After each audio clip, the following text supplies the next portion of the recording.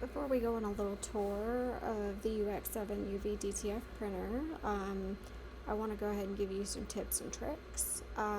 Please note this little pile of goo and the sewing machine oil. Go ahead and invest in the sewing machine oil and goo gone now, because I promise as you're learning the process you will make a mistake and goo something, because you're going to forget to flip a switch or something. There are many different ways to goo yourself, so just buy the stuff now so that you can de-goo yourself. Just so you know, sometimes the waste sheet takes the goo with it, and it's going to cover your rollers. I did start coating those rollers, like I said, in the sewing machine oil, so the goo peels off without needing as much goo gone. But just be advised, it's a complete mess if your rollers get covered. The worst time for the sticky A film not to separate from the waste sheet is right at startup.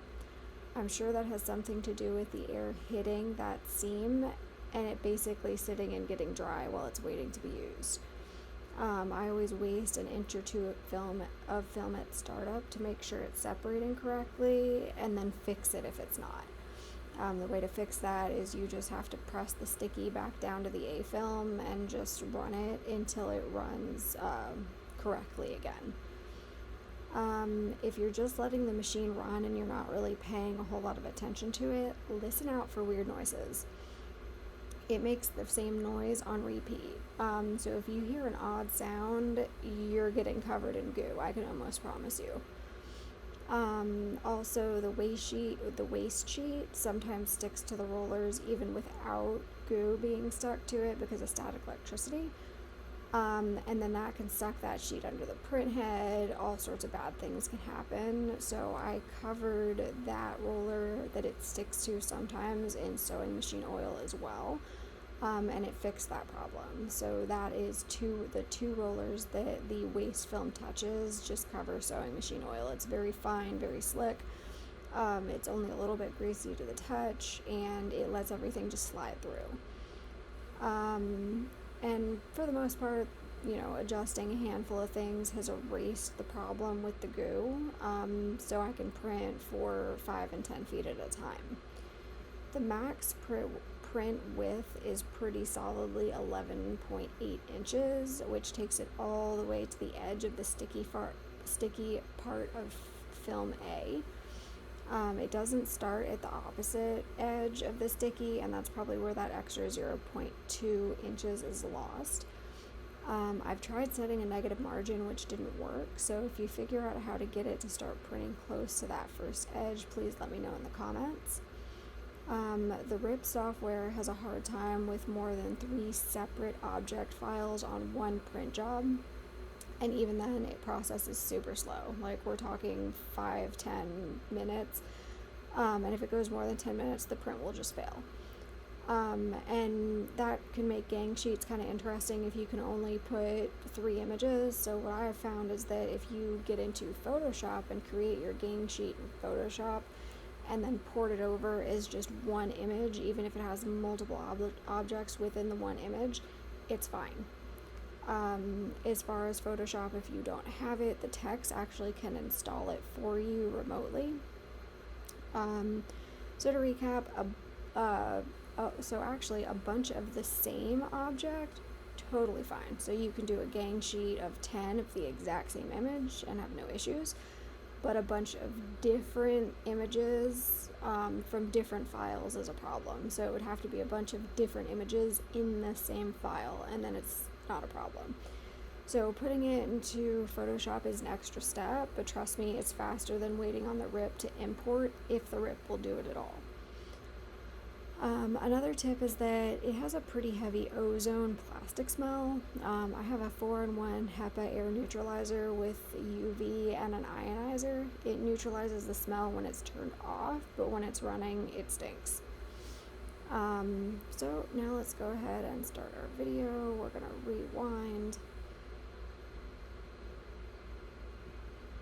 So just going on a little tour.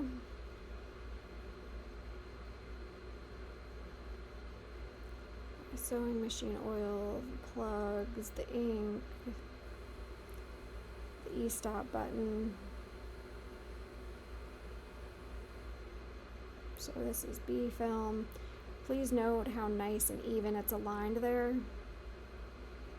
And then this, my screen was flipped over backwards, so I had to make some adjustments to flip it the right way. On install, you see how that image is kind of messed up. That's the image, it's not the sticker, it's not the printer's fault, it's the image. But yeah, I got a lot of feet going. Alright, so let's stop and talk about this.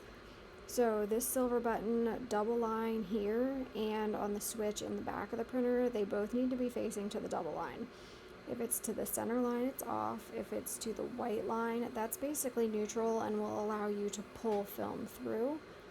This right here is the temperature for the laminator, and this switch right here turns the suction on the base plate.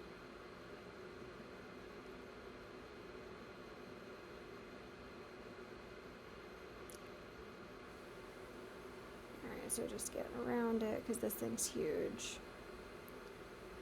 You can see my other pink princess in the back, so we'll stop right here. So this switch is the one that I was talking about, that double line needs to be facing.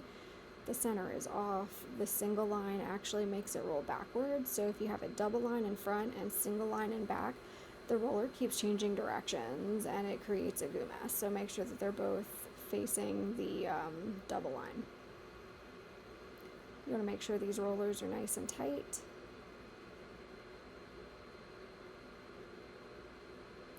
See, it's just a little bit slick with that sewing machine oil. There's our goo and the knife that I had to use to cut it off.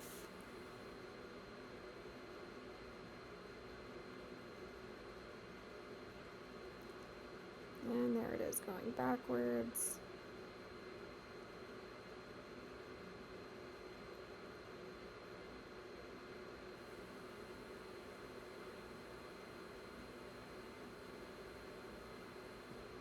So you've gotten a pretty good look at it, and then rolling backwards a little bit so we can look inside the machine. Oh, my pretty stickers. So this red roller right here, it gets hot.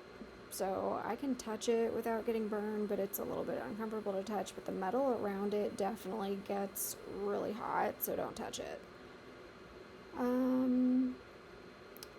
So overall, I mean, this has been a pretty steep learning curve, but you can see here, I mean, the stickers are turning out really, really nice. So really can't complain about that. The goo cleanup hasn't been fun, but with the changes that I've made, I have not had another problem with the goo. So I'm hoping that's going to continue. If you have any questions, you can always reach out to me on Facebook. I'm pretty active in the Haolic groups. And of course, you can get $100 off anything you order on the Haolic website with code AAKCCraft. That's A as in apple, A as in apple, K as in kite, C as in cat, craft, all in capitals, for $100 off with that promo code. Thank you for watching, and happy crafting.